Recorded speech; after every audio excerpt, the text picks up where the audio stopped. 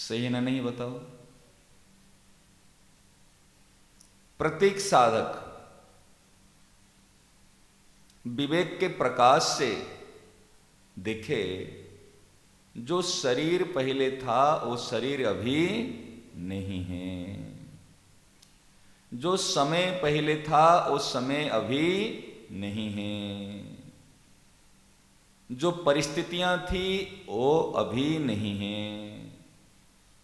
पहले जो विचार था अभी वो विचार नहीं है, जो मन था वो मन नहीं है, जो बुद्धि थी वो बुद्धि नहीं है, और जो इंद्रियां भगवान ने दी थी, आज चश्मा क्यों पहन रहे हैं, लाठी क्यों ले रहे हैं? क्योंकि वो इंद्रियां में वो शक्ति नहीं रही है। और किस किस के भी आंखें नहीं रहती, किसके हाथ कट जाता, किसके पांव में तकलीफ आ जाती। जो पहले और अभी इस बीच में परिवर्तनता को स्वीकार कर ली, अर्थात परिवर्तन हो गया। देखो, एक मार्मिक बात बता रहे, अगर इस रहस्य को समझ जाओगे, आप चाहे गीता, रामायण, भागवत, भक्तमाल, वेद, वेदांत, इतिहास, पुराण, कुछ भी ग्रंथ अवलोकन करो, देखो, तो आपके सबके जो रहस्य है, ग्रंथों का जो रहस्य, शास्त्रों का जो मूल तत्व, वो दृष्टि में आ जाएगी, वो दृष्टि में आ जाएगी। उसमें प्रकरण अलग हो सकते हैं, घटनाएं अलग हो सकती है, दृष्टांत अलग हो सकते हैं,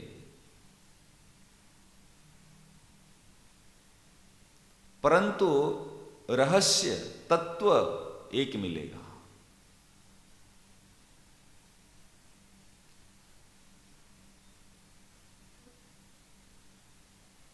एक संसार, दूसरा जीव जो हम स्वयं, और तीसरा ईश्वर। ध्यान देना, ये तीनों को लेकर शास्त्र बनता है। इस शास्त्रों में तीनों की बात आती है, ईश्वर तत्व, जीव तत्व और शरीर संसार तत्व। तत्व, तत्व मीन्स रियलिटी, वास्तविकता, कहते तत्व ज्ञानी है।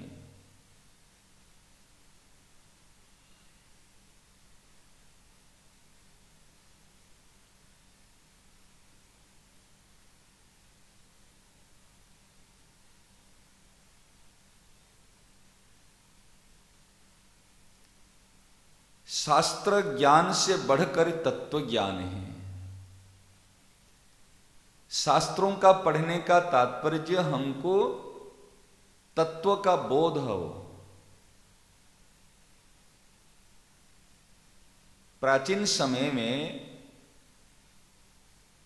संतों को शास्त्र पढ़कर बोध होता था, और संतों को भगवान का नाम स्मरण से भी बोध होता था।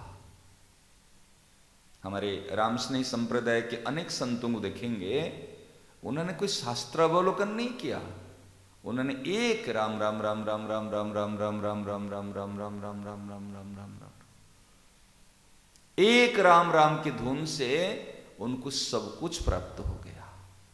खेड़ापे वाले महाराज जी देखो, दयाल जी महाराज जी का देखो, एक राम राम। और पूज्य शरणानंद जी महाराज जी ने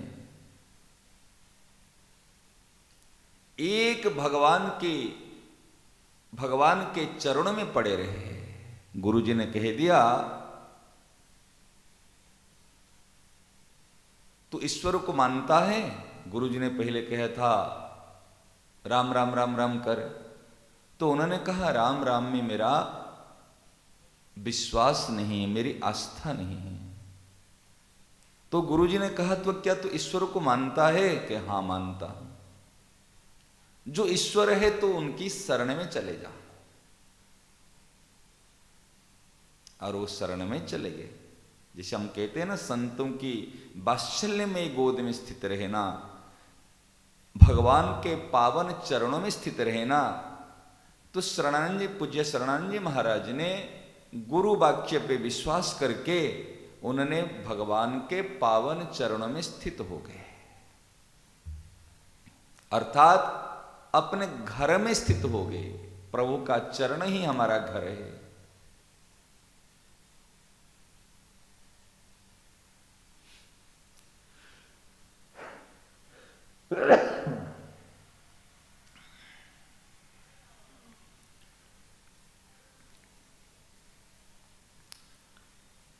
संतों की गोद ही हमारा घर है,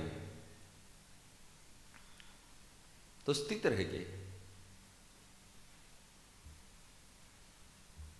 आज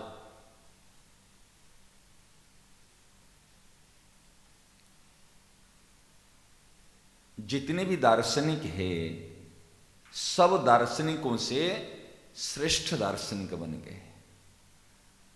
उनका ग्रंथ आज 7वां दर्शन कहलाता है। कारण क्या है? उन्होंने स्थित रह गए चरणों में। चाहे राम नाम में स्थित हो जाओ, चाहे चरणों में स्थित हो जाओ, चाहे संतों की गोद में स्थित हो जाओ, चाहे रूप लीला धाम किसी एक में स्थित हो जाओ।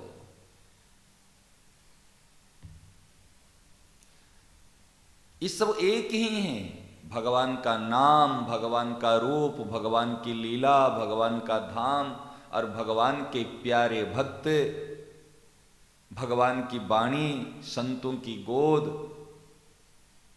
ये 2-4 नहीं है, तत्व 10-5 नहीं होते, वो एक ही है।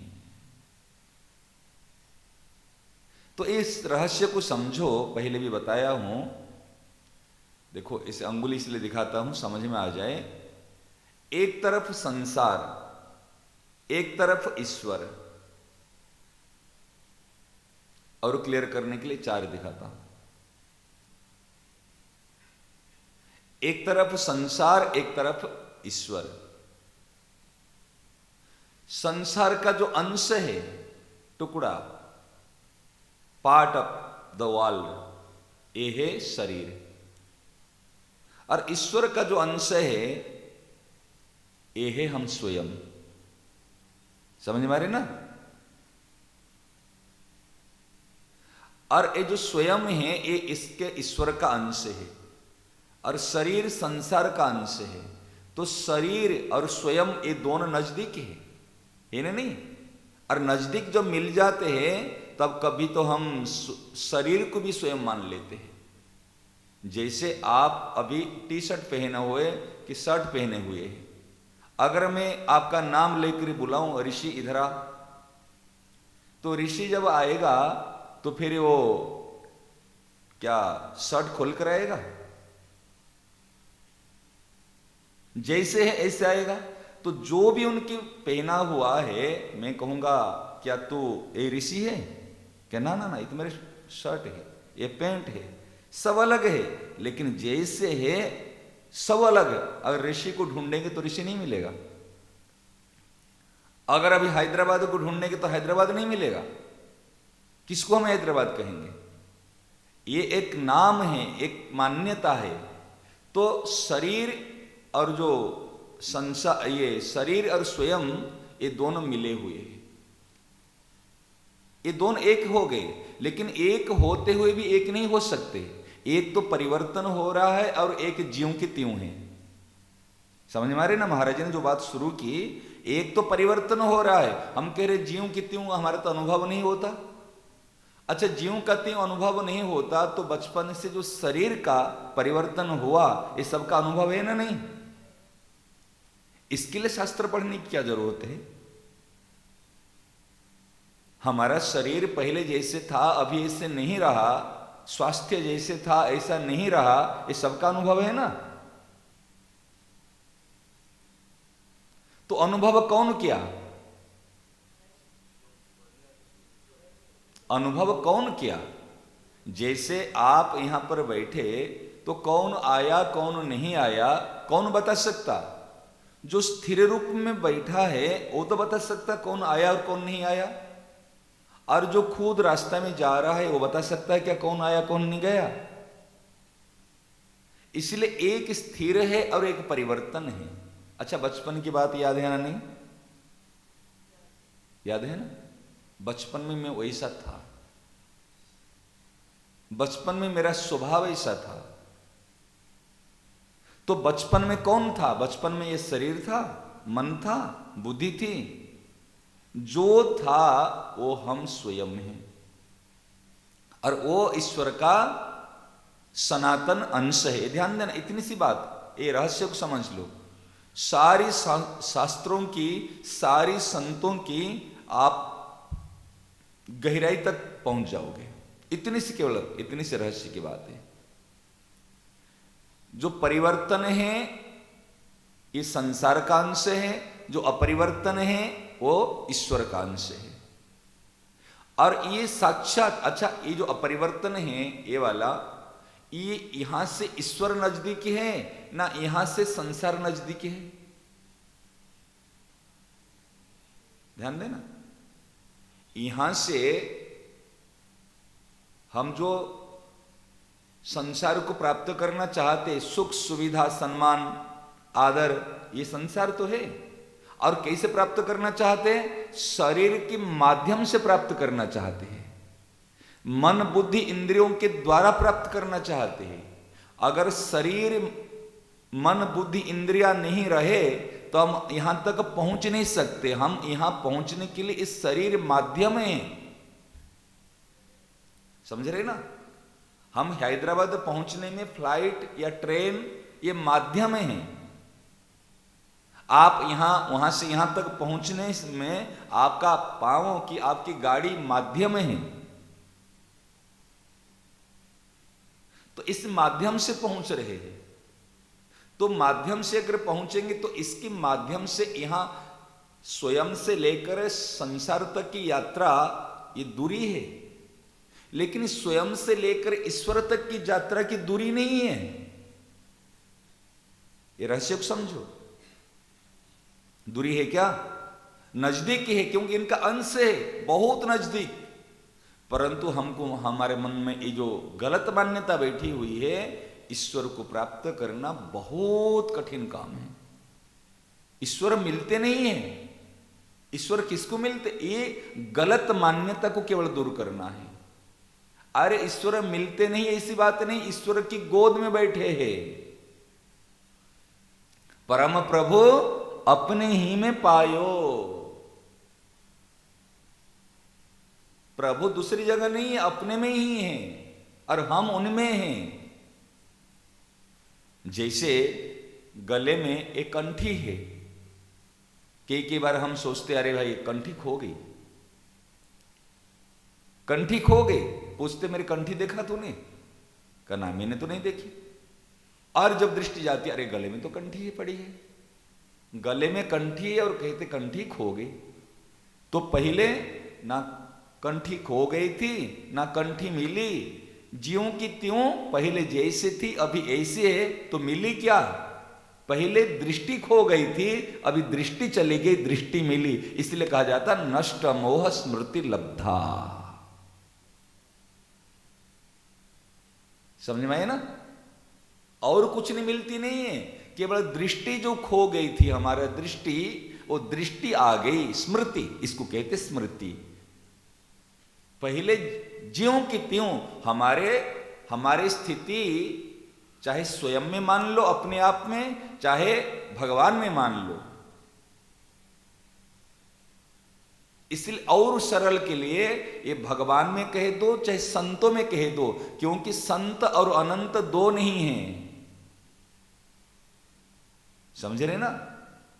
अनंत में संतों की स्थिति है, सबकी स्थिति है, और संत में अनंत की स्थिति है। तो भगवान हमको इस स्थूल रूप में तो दिखते नहीं है, वो संत एक स्थूल रूप में दिखते हैं, और संत का स्थूल रूप होते हुए भी उनके हृदय में अनंत का निवास है। इसलिए नजदीक पड़ता है संतों की गोद में बैठने के लिए। इसलिए यहां और देखो और बता रहे, और एक मार्मिक बात, ये स्वयं है और ये संत है, और ये बीच में ये स्वयं है, ये भगवान है, और इस बीच में संत है। समझ रहे ना?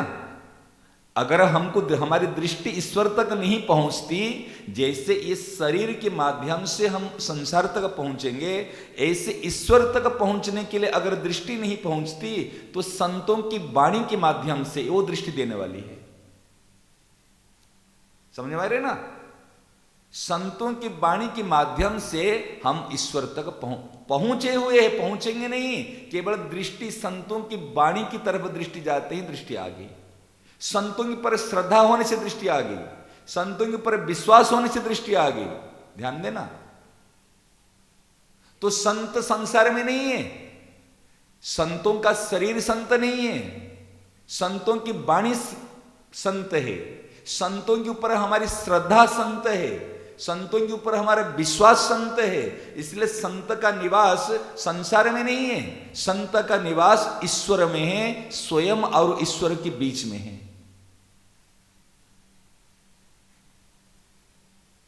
ध्यान गया? एक आज नई बात मानो, संत संसार में नहीं रहते, संसार में शरीर पड़ा है, लेकिन वो सदैव उनका भाव, उनका विचार, उनकी दृष्टि वो सदैव ईश्वर में है।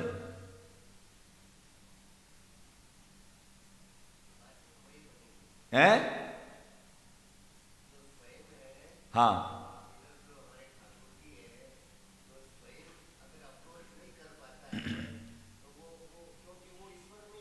स्थित है, स्थित करा देंगे। ये है क्योंकि ईश्वर का लाडले है, ईश्वर में ही हम भी सब ईश्वर में हैं, हम अलग नहीं है। संत जैसे ईश्वर में हैं और हम भी ईश्वर में हैं, पूरे को पूरे ईश्वर में हैं। जैसे मीराबाई को भगवान ने गिरधर गोपाल पूरे मिले, और ऐसे भी हमारे पूरे को पूरे है, ऐसे नहीं कि हमारा अधूरे है। जैसे एक मां की 4 बेटे हैं, और बड़ा बेटा 20 साल का, छोटा बेटा 10 साल, उनसे दूसरा 10 साल का, तीसरा 5 साल का, और चौथा 2 साल का। ये एज में अंतर है, परंतु चारों ने मां का दूध पिया है। चारों के लिए मां पूरी की पूरी है ना। 20 साल का बेटा के लिए कहे मैं 20 साल से मां को जानता हूं, इसलिए मेरे को ज्यादा हिस्सा मिलनी चाहिए, ऐसे है क्या? ऐसे हम अनंत, चाहे मीराबाई हो, चाहे श्री तुलसीदास जी महाराज जी हो, चाहे कितने बड़े बड़े संत आचार्य महापुरुष हो गए, जो आचार्य महापुरुष हो गए बड़े बड़े, उनके ईश्वर जितने अपने हैं और जितने नजदीकी है, जितने उनसे अपनापन है, हमारा भी इस प्रकार पूरे को पूरे है, पूरे को पूरे है।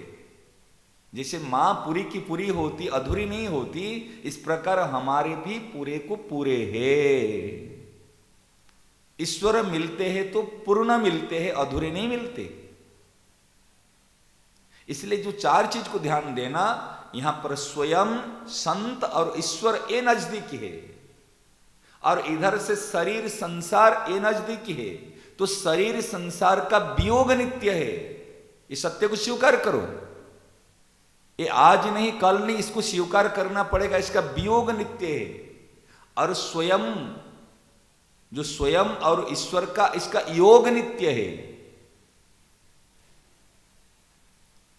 समझ रहे ना?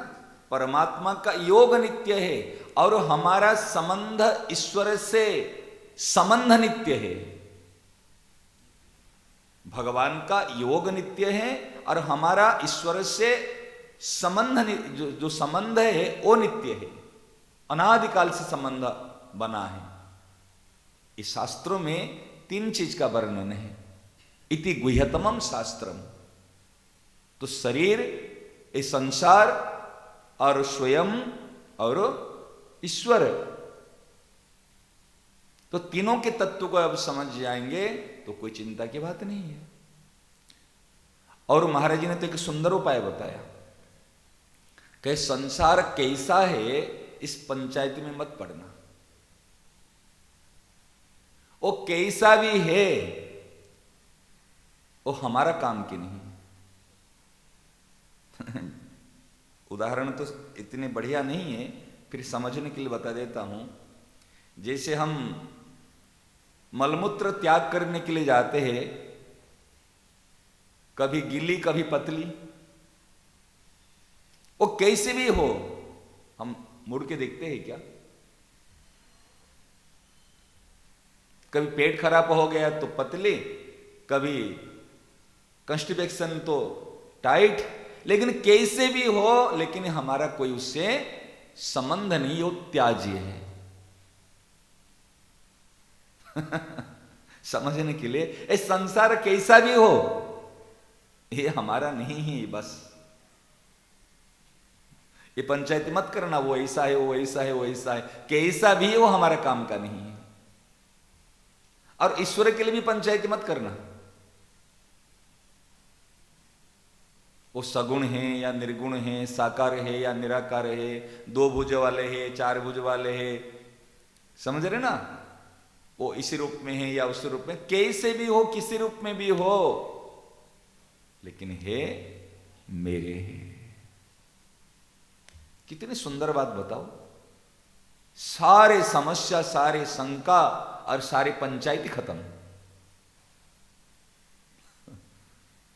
सारी पंचायत खत्म। वो कैसे भी है ईश्वर मेरे हैं, और संसार कैसा भी हो वो मेरा नहीं है। ये तत्व ज्ञान है, ये तत्व ज्ञान है। और इसके लिए वेदांत पढ़ो, और फिर वो यही पहुंचने के लिए तुम जो करना है करो। इतनी ये केवल स्वीकार आपको करना पड़ेगा। और जब तक आपको हमको स्वयं स्वीकार नहीं करेंगे, कोई कितना कुछ भी कर ले। जो कहते संतों की कृपा से होगा, भगवान की कृपा से होगा, इस कृपा का मूल अर्थ क्या समझते हो? संतों की, भगवान की जब कृपा होती है तब सत्य को हम स्वयं स्वीकार करते हैं और असत्य को हम स्वयं अस्वीकार करते हैं। यही कृपा का फल है। दृष्टि गई? कृपा का फल वो नहीं है भौतिक वस्तु की वृद्धि हो जाना। कृपा का फल यह नहीं है जो हमारे मनचाही हो जाना। कई बार कहते भगवान की, संतों की बड़ी कृपा है, एक काम हो गया, है ना? नहीं,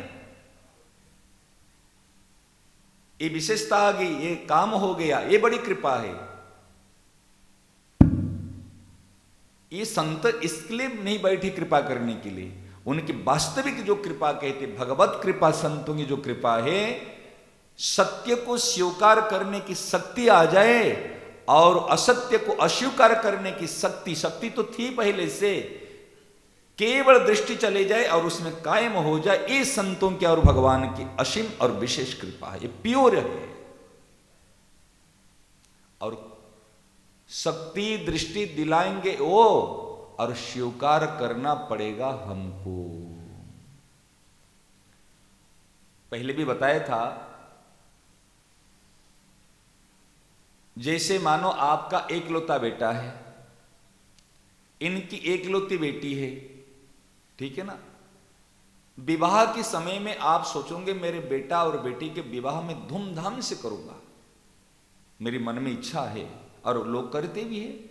जीवन के जितने रुपये पैसे रखते संग्रह करके सब विवाह में ज्यादातर खर्च कर लेते।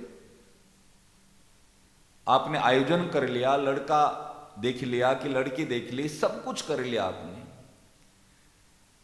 परंतु विवाह के समय में अगर एक लड़का लड़की दूसरे को नहीं चाहते हैं, एक दूसरे को पसंद नहीं करते हैं, अब सारी आयोजन करने के बाद में क्या विवाह में सफलता मिलेगी? प्रेम हो जाएगा?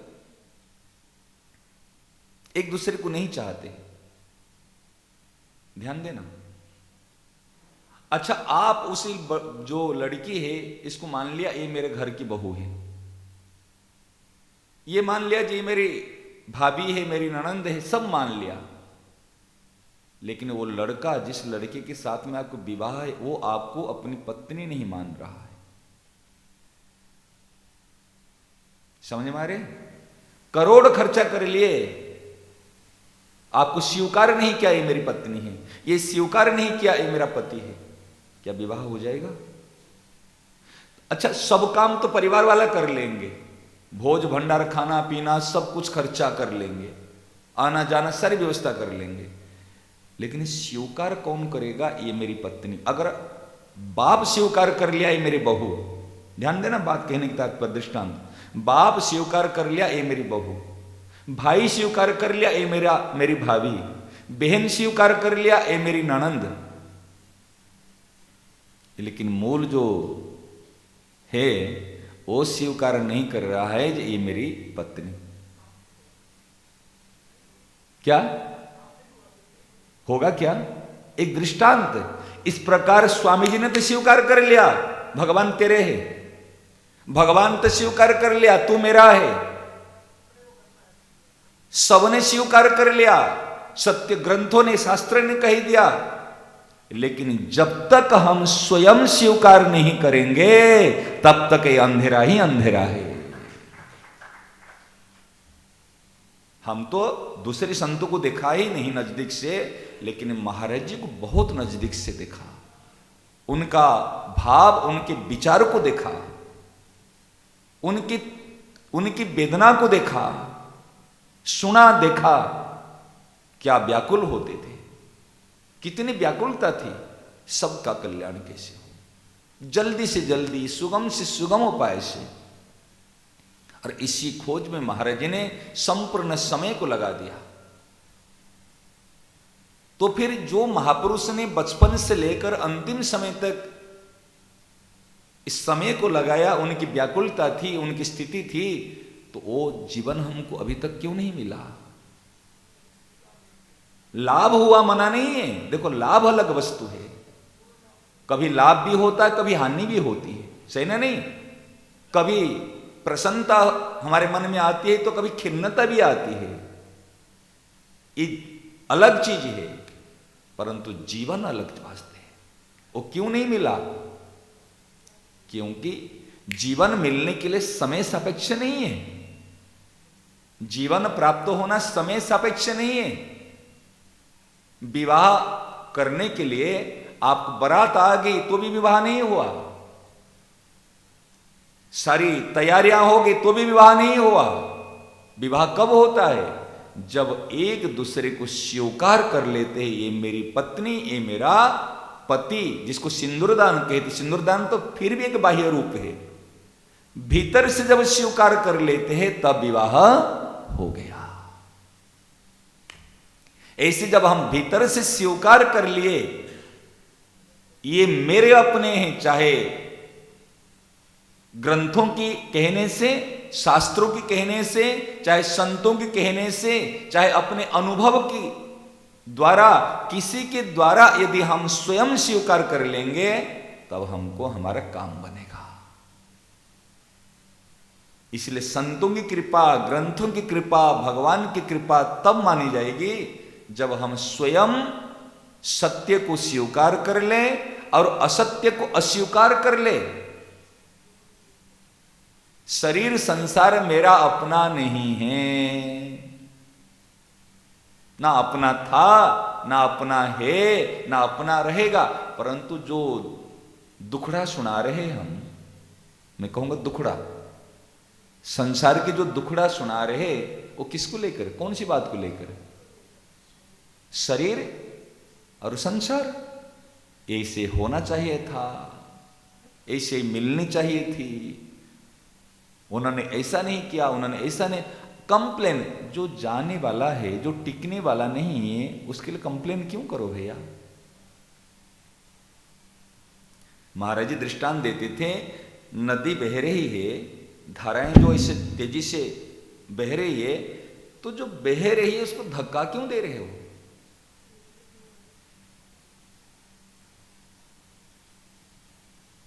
और जो बह रही है उसको रोक क्यों रहे हो? रोकोगे तो रुकेगी नहीं, और धक्का दे तो क्या? अरे जा रही तो धक्का देने क्या मतलब? ना धक्का मत दो ना रोको, तो अपने गति से जा रहे। इसलिए संसार की जो स्थिति है ना, समझ में आ रही है ना, और हम संसार को रोकना चाहते हैं। अर्थात सुख रुक जाए, जो सुख मिला है ना वो मेरे पास रहे, कहीं और नहीं जाए। ना धन रहेगा ना सुख रहेगा, वो तो जाने वाले हैं बीच में। संसार क्या है? वो परिवर्तन जो हो रहे उसको हम कहते मेरे पास अभी है लेकिन आपके पास नहीं है। इसलिए रोकने का प्रयास नहीं करना, ना इसको दुख को जाने का प्रयास नहीं करना, सुख को रोकने का प्रयास नहीं करना, और दुख का जाने का प्रयास नहीं करना कि दुख भी जा रहा है और सुख भी जा रहा है, वो तो जाएंगे, तो क्यों बेहम कर रहे हो? तो सुख रुक जाए और दुख चला जाए। यह है तत्व ज्ञान। तत्व ज्ञान का मतलब कोई और कुछ हो जाए नहीं, ये तत्व ज्ञान है, ये आत्मज्ञान है, ये वास्तविक ज्ञान है। और ये जब हम कर लेना इतना सा काम, ये ही संतों की कृपा है, ये ही भगवत कृपा है, ये ही माता पिता की कृपा है, ये ही गुरुजन की कृपा है। और कब करते हैं, कितनी जल्दी करते हो, हमारे पर डिपेंड है।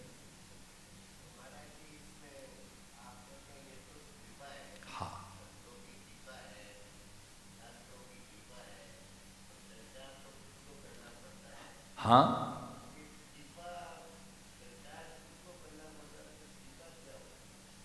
कृपा आपको स्वीकार करा देगी। स्वीकार करने की क्षमता अभी तक नहीं आई ना। कितनी बार सुन लिया आपने, कितनी बार पढ़ लिया आपने, समझ रहे ना? ये कृपा है। वो जो शक्ति तो थी, लेकिन वो शक्ति यूटिलाइज करने की जो है, सदुपयोग नहीं कर पा रहे थे, वो कृपा आपको सदुपयोग करा देगी। यही कृपा है। जैसे किसी बच्चे को कहो तो ए लेख, वो ए लिख नहीं पाता। समझ, उनके पास हाथ है, उनके पास स्लेट है, उनके पास लिखने की सामग्री है, लिख नहीं पाता। तो मां क्या करती है? हाथ को पकड़ती है और पकड़ के वो यूं करके कर ए, हाथ पकड़ के। लेकिन हाथ तो पकड़ती, ध्यान देना, वो पेंसिल वो पेन को आपको पकड़ना पड़ेगा। हाँ और अगर पेन नहीं पकड़ के वो पकड़ के लिख देगी तो परीक्षा में आप पास नहीं करोगे। आपको तो एग्जाम जो परीक्षा हॉल में आपके पास एक पेन, क्वेश्चन पेपर उनके और आंसर पेपर भी उनके, आपके हाथ में एक पेन लेकर भेजा जाएगा। केवल पेन पकड़ के फिर तुम क्या उसमें देख लो और पहले पढ़ाई के समय में खूब पढ़ो, टेक्स्ट बुक है, ये है, ट्यूशन है, कोचिंग है, साल भर पढ़ाई करो, मना नहीं है। लेकिन लास्ट मोमेंट में आपको कहा जाएगा बस ये है। इसलिए कहा जाता है ये कृपा का फल है। स्वीकृति और अस्वीकृति आए ना। और एक कृपा कब अनुभूति आती है? जब संतों की बात मान लोगे तो कृपा की अनुभूति में आ जाती है। करिष्य वचनम तब, हां महाराज, ये कृपा की अनुभूति का फल है। केवल हां कर लो, समर्थ, ये बात है और कुछ नहीं। देखो ये जो एक एक बात मिलती है ना, एक एक बात में कायम रह जाए, माला माल। कल की जो बात चर्चा हुई बताओ,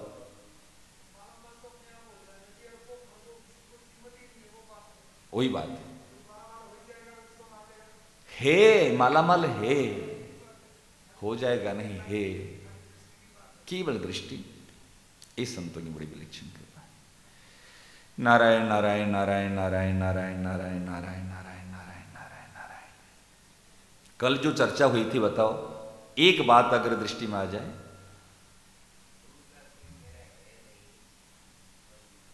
दूसरा कोई नहीं है, दूसरा कुछ नहीं है, एक कुसंग नहीं करना।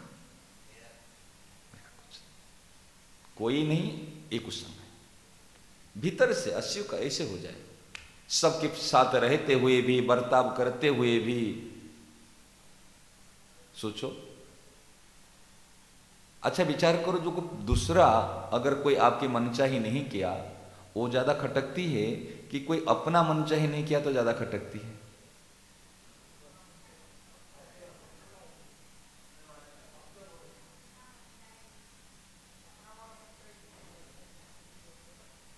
क्या?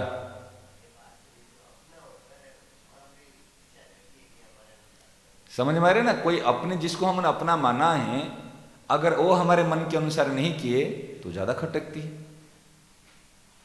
सही है ना? और भीतर से, ऊपर से तो सबके साथ रहे और भीतर से किसी को अपना नहीं माने, खटकेगी। ऊपर से सबके साथ रहे और भीतर से किसी को भी अपना नहीं माने और कुछ भी अपना नहीं माने। ये जीवन रहने की तरीका, ऊपर से सबके साथ और भीतर से, और इस प्रकार ठीक विपरीत, और भीतर से और एक को अपना माने, एक से संबंध रहे, ठीक है ना, और किसी के साथ में कुछ नहीं रहे, कोई भीतर से। और ऊपर से, जब भीतर से आपका संबंध यहां पर रहेगा तो ऊपर का व्यवहार बढ़िया होगा, इतने बढ़िया होगा जिसका कल्पना नहीं कर पाओगे। फिर जंबरा बनकर काम करोगे,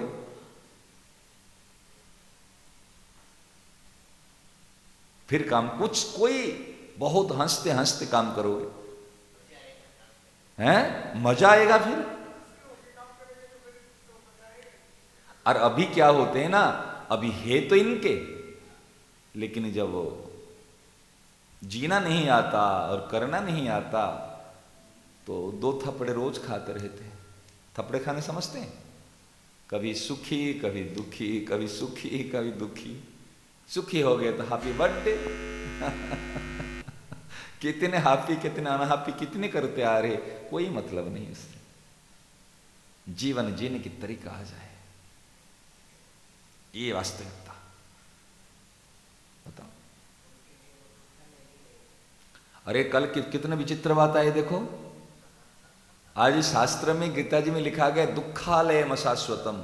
हमने संतों से भी सुना, अरे दुखालय में दुख ही मिलेगा, भोजनालय में भोजन मिलता, वस्त्रालय में वस्त्र मिलता, दुखालय में दुख मिलता है। तो दुखालय हमारे लिए, दुखालय में भी दुख नहीं मिलेगा, दुखालय में भी दुख नहीं मिलेगा। यदि आप मुझे दुख दिया, मैं इसको लिया ही नहीं, मछली मार्केट में रह के मछली नहीं खाते हो कल बात निकली थी ना, तो दुखालय में रहकर भी दुख को आप लेते नहीं हो तो दुख किस कौन दे देगा? ना संसार आपको दुख दे सकता है, ना भगवान दुख दे सकते हैं, ना कोई भी आपको दुख दे सकते।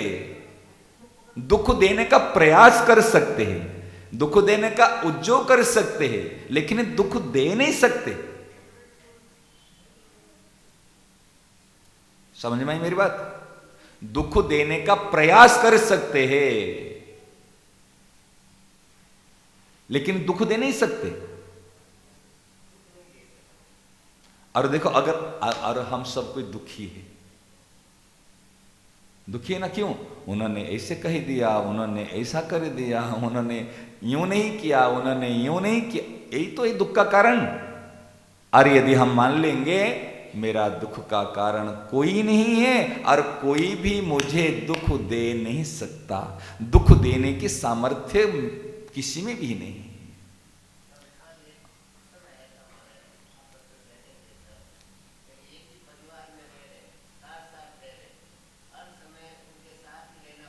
हाँ,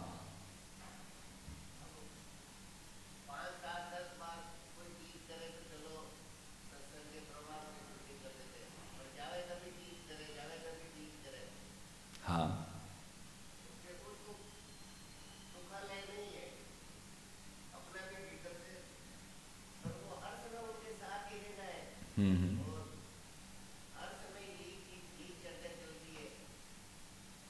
क्या चर्चा चलती है?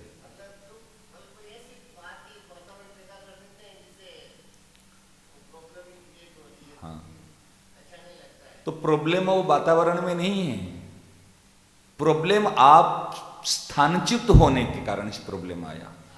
आप अपने स्थान से, आप अपने घर से बाहर जाने से प्रॉब्लम आया। आप अपने घर में नहीं रहे, आप चाहे स्वरूप में नहीं रहे, चाहे भगवान के चरणों में नहीं रहे, संतों की गोद में नहीं रहे, इसलिए प्रॉब्लम क्रिएट हुआ। प्रॉब्लम का दाता वो नहीं है, प्रॉब्लम का दाता उत्पन्न करता आप हो। समझ रहे ना? आप मन में ठान लीजिए, मान लीजिए, मेरे को कोई भी दुख दे नहीं सकता, किसकी हिम्मत नहीं, किसकी शक्ति नहीं, किसकी सामर्थ्य नहीं मेरे तक दुख पहुंचा दे। अरे भैया साधारण उदाहरण दिया था, आप मेरे को इतनी उदाहरण जची, जैसे आई थी, मैचिस में तिल्ली लगा के मैं अगर यहां फेंक दूंगा प्लास्टिक की है, ये जल जाएगी, यहां वहां फेंक दिया तो कपड़ा है, वो जल जाएगा, है ना? अब कहीं मकान में डाल दिया तो वो आग लग जाएगी, और डीजल पेट्रोल में तो तुरंत पकड़ लेंगे। और वो तिल्ली को एक नहीं, दो नहीं, 1000 पूरी पैकेट को पैकेट मार के कर तालाब में डाल दिया, क्या आग लग जाएगी? तो हम कहते आग सबको जलाती है, कि आग सबको जलाती नहीं है, आग को जो पकड़ता है आग उसको जलाती है, जो आग को जो नहीं पकड़ता है आग उसको जलाएगी नहीं। आग अगर सबको जलाती तो पानी को भी जला देती ना। आग को पकड़ते क्यों हो? और आग को कौन पकड़ता है? जो सूखा है, जो रूखा है, वो आग को पकड़ता है, और जो गीला है, जो रस से भरा हुआ है, वो आग को पकड़ेगा नहीं। कितना बढ़िया बात आप सोचते, दूसरे को तू क्यों गुस्सा करता है?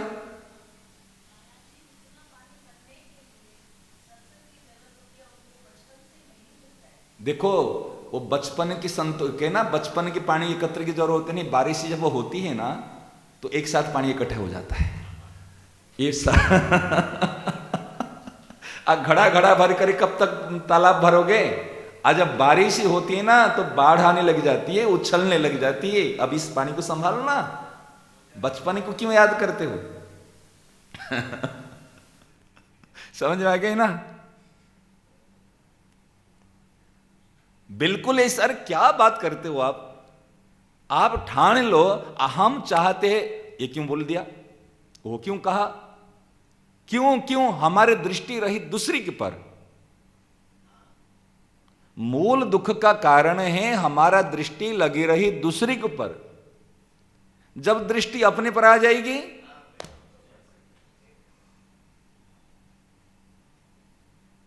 महाराज जी ने एक बार कहा, क्या बता कई बार कहते हैं भाग्य में ऐसा है। एक संत ने कहा उनका भाग्य में 2 शादी की लिखा हुआ था, और वो ब्रह्मचारी होकर संत होकर जा रहे, कि लिखा हुआ था 2, कल लिखा तो हुआ था 2, लेकिन जब विवाह, वो मेरे भाग्य में जो चीज थी मेरे पास आई, मैंने उसको लिया ही नहीं। तो नहीं लेना तो मेरी डिपेंड है ना। तो आप उस दिन किसने रुपया दिया? भाई मेरी जरूरत नहीं। जब जरूरत नहीं तो चीज किसके पास रही? तो आपने मुझे दुख दिया, लेकिन मैं कहा मैं लूंगा नहीं, तो किसके पास रहेगी? अरे इसलिए कहता हूं, देने वाले की गलती नहीं है। एक न्यू रिसर्च है, नई खोज है, देने वाले की गलती नहीं है, तो लिया क्यों? कोई नॉनवेज देगा तो ले लोगे? कसम खिला के नॉनवेज देगा, भाई ले ले, नहीं तो मां की कसम ले लोगे? कोई कहेगा कसम नहीं, का भय दिखाई के देगा, कोई प्रलोभन से देगा, लेकिन अब भीतर से लोग इन्हें मुझे चाहिए नहीं।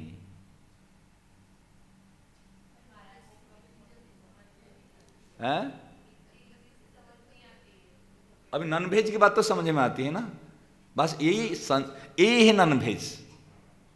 हमको नॉनवेज लेना ही नहीं। एक उदाहरण दिया ना, और जैसे मैचेस के उदाहरण दिया, कितनी कोई गाल, एक ने अपमान करके हमको फेंक दिया, हमारे ऊपर फेंक दिया, बहुत बुरी है, गंदी है, ये क्या तिल्ली फेंका। मैचेस लगा कि तिल्ली हमारे ऊपर फेंका ना, ये बहुत बेकार है। और हम तो जले, और उन्होंने तो थोड़ी सी चिंगारी एक तिल्ली में लगा के फेंका था, और हमारे अंदर आग लगी, पूरी आग लग गई। कितना से फेंका था उन्होंने, छोटी सी कड़ू ये, और हमारे अंदर आग लगी। अरे उसी चीज को हमने लिया क्यों, और कब नहीं लेंगे, जब हम ये स्वीकार संतों कर लेंगे, मैं ईश्वरांश हूं,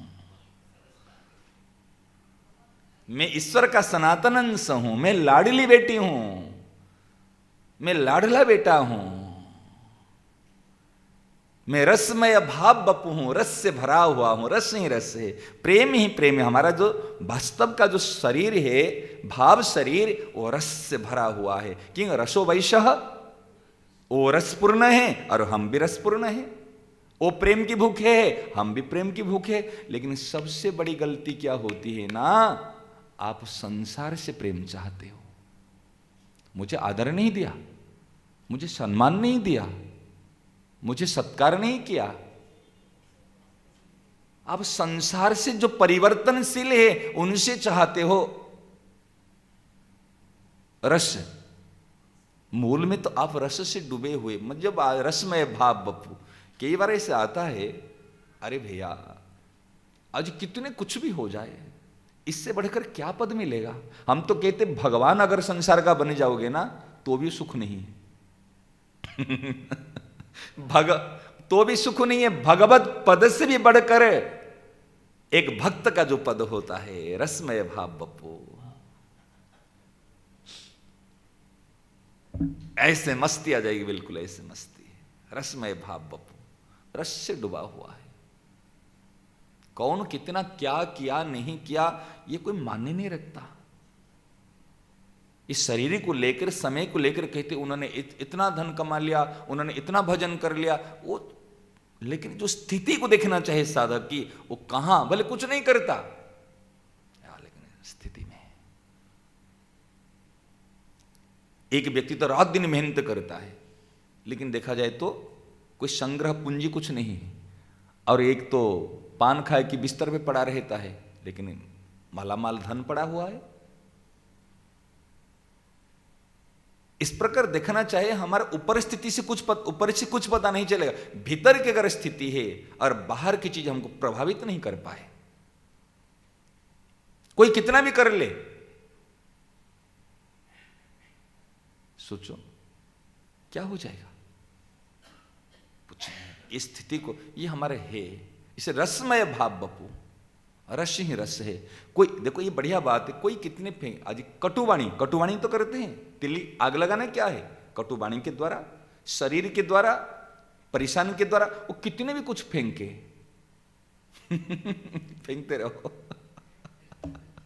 आग नहीं लगना चाहिए, आग नहीं लगना चाहिए, ध्यान देना, आग नहीं लगे।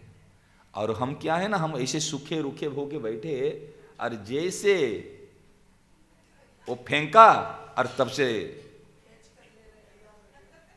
जले कि जलाया, वो जलाया नहीं, तुम जले क्यों, तुम ऐसे, तुम अपनी स्थिति को संभालो, तुम अपनी स्थिति को संभालो बस। कोई जला नहीं सकता, ना भगवान भी आपको दुख दे सकते। अरे है नहीं, उनको तो क्या दुख देंगे। कोई एक बात को ठान लो, एक छोटी बात नहीं है, ये संपूर्ण शास्त्रों का फल है, निचोड़ है, रहस्य है। आप इस बात को मान लो, कोई भी मुझे दुख दे नहीं सकता, चाहते हुए भी दे नहीं सकते, कोई भी दुख नहीं दे सकते। अगर मैं दुखी हो रहा हूं, केवल मेरी भूल के कारण दुखी हो रहा हूं। भूल को मिटाओ, और भूल मिटेगा सत्संग से। दृष्टि जाती है ना नहीं अभी। पहले जितने व्यक्ति बुरा लगता था, जितने पहले उनके प्रति खराब भाव था, अभी है? क्यों भैया, क्यों नहीं है? क्योंकि अभी दृष्टि यहां आई। पहले दृष्टि, बुद्धि, मन, सब कुछ वहां लगा रहता था। और क्यों? Complain complain complain. इसलिए हमने एक बार बताए थे, कंप्लेन नहीं कंप्रोमाइज।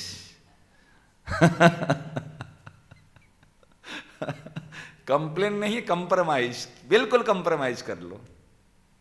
तेरे भावे जो करो, भलो बुरो संसार, नारायण तो बैठ के अपन भुवन बुहार।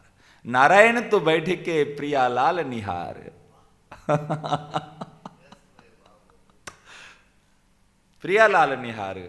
क्या करना है इससे? देखो, इस बात को अभी केवल दृष्टि थोड़ी सी जाती है, चर्चा करते हैं तो भी सरसता छा जाती है। केवल दृष्टि गई और थोड़ी सी चर्चा की, सरसता छा जाती है। अगर उसमें थोड़ी देर के लिए कायम हो जाए तो कोई भी दुख नहीं सकते। मेरा दुख का कारण कोई नहीं है।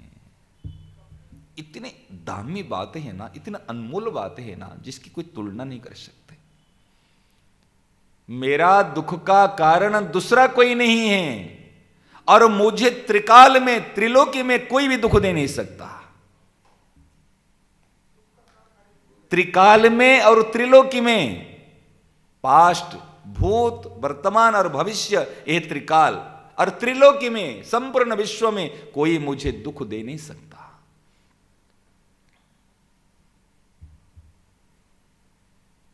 एक बार महाराज जी कहते, किसी ने कहा, जी महाराज जी वो आपको गाली दे रहा था। कहा, मुझे गाली दे रहा था? कि मुझे गाली दे रहा था ना, इस शरीर को गाली दे रहा था। अगर शरीर को गाली दे रहा था, मैं कौन सी इनकी स्तुति कर रहा हूं? मैं भी तो गाली दे रहा हूं। मैं भी तो गाली दे रहा हूं शरीर को। मैं कौन स्तुति कर रहा? अरे शरीर साथ नहीं दे रहा है, अरे ये दुख है, ये अच्छा नहीं हो रहा। मैं भी तो परेशान हूं इससे, मैं भी तो गालियां दे रहा हूं। अगर वो स्वयं को गाली दे रहा था, तो वो स्वयं सर्वस्य चाहम, सबके हृदय में तो मैं ही हूं, आत्मस्वरूप है, तो फिर अपने आप को दे रहा था।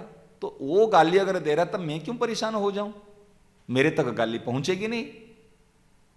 और सबकी आत्मा एक ही है, और सबके शरीर तो परिवर्तन हो रहा है। अगर वो शरीर को दे रहे था और मैं भी दे रहा हूं, और वो आत्मा को दे रहे था, आत्मा तक पहुंचेगी नहीं, तो परेशान क्यों है? क्या माने सत्संग है समाधान। अगर ये बात हमको ध्यान में आ जाए तो माला माल मस्ती आ जाएगी। और मस्ती बाहर में नहीं है। कबीर साहब भजन करते थे ना, लंबी टोपी पहन के, बस राम राम राम राम राम भगवान प्रकट हो गए। क्या कबीरदास जी, ये मस्ती किस बात की है? कि जय जय, ये मस्ती मेरे घर की है, कोई खरीदी की हुई नहीं है, बाहर की नहीं, मेरी मस्ती है, घर की मस्ती है। समझ रहे ना, कि घर की मस्ती है। मैं कह दूंगा, एक कबीरदास जी है ना, एक भगत भगत नहीं है, वो ऐसे ही ढोंग करता है, ऐसे राम राम राम राम राम राम ऐसे करता, कि कह दो ना, क्या दिक्कत है? मैं भी कह दूंगा ना, कोई भगवान भगवान नहीं है, मंदिर मत जाओ। क्यों, किसकी बात लोग सुनेंगे? ज्यादातर संतों की सुनेंगे ना। अरे इसे मत कहना, इसे मत कहना, तो आप मत कहना, आप भी मत कहना। क्या ठीक है? तो मस्ती जब आती है ना, मस्ती अपने घर की चीज मस्ती, और घर की मस्ती काम आती है, और बाहर की थोड़ी बहुत दी हुई चीज कहां तक काम आएगी?